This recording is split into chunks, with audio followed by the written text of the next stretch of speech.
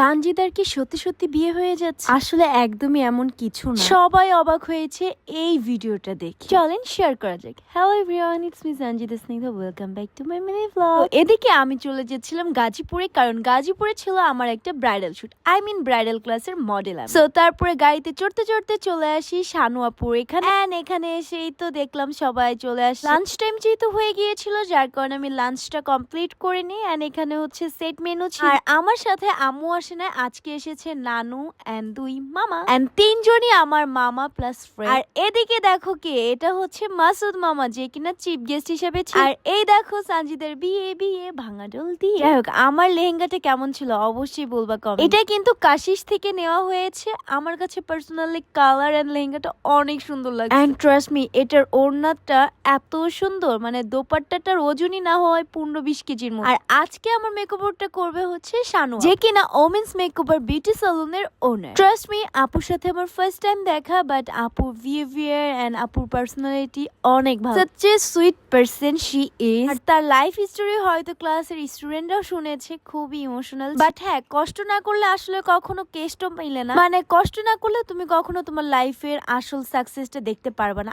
আমারও মনে হয় এই জিনিস। অলরেডি এদিকে কিন্তু মেকওভার আমার হয়ে যাচ্ছে, যেটা কিনা মেকআপ স্টুডেন্টরা দেখে নিয়েছে। এন্ড আপুর প্রত্যেকটা প্রোডাক্টই অনেক বেশি premium and high end product ছিল। সো এটা আমার কাছে অনেক বেশি ভালো লাগছে, যে ক্লাসও শেখাচ্ছে তাও আবার এত হাই এন্ড প্রোডাক্ট দিয়ে। কারা কারা এই ক্লাসে ছিলে, আমার সাথে দেখা হয়েছে অবশ্যই কমেন্টে বলুন। ফাইনালি দেখতে দেখতে কিন্তু makeup done and just look কত গ্লোই হয়েছে মেকআপটা। পার্সোনালি আমার কাছে অনেক অনেক বেশি ভালো লেগেছে। এন্ড তোমাদের কাছে কেমন লাগছে অবশ্যই কমেন্টে বলুন। পারফেক্ট ড্রেসের সাথে perfect jewellery and perfect makeup. আর তোমরা যারা গাজীপুরের আশেপাশে আছো, তোমরা কিন্তু চাইলে আপুর সালুন থেকে মেকওভার নিতে পারো। And just look, it's me your favourite Sanjida. আচ্ছা বলেন তো কেমন লাগছে আমাকে, সত্যি সত্যি কমেন্টে বলে যাবেন। তারপরে সবাই বলতেছিল ডান্স করতে, বাট আমি ওরকম ডান্স পাই না, যার কারণে আমি হালকা করে একটু র্যাম্প করছি। আচ্ছা তোমরাই বলো কেমন লাগছে আমাকে ওভারঅল। এন্ড আপুর ক্লাসে অনেক অনেক মানুষ ছিল, আর আপু মেকওভারটা কিন্তু অনেক ফাস্ট করেছে। আই থিঙ্ক সবাই এটা দেখেছো। তারপরে আমার সাথে আজকে কিন্তু আরেকটা মডেল দোলা আপু ছিল, আপুর সাথে মিতু আপু ছিল, যে কিনা দোলা আপুর মেকআপটা কমপ্লিট করে।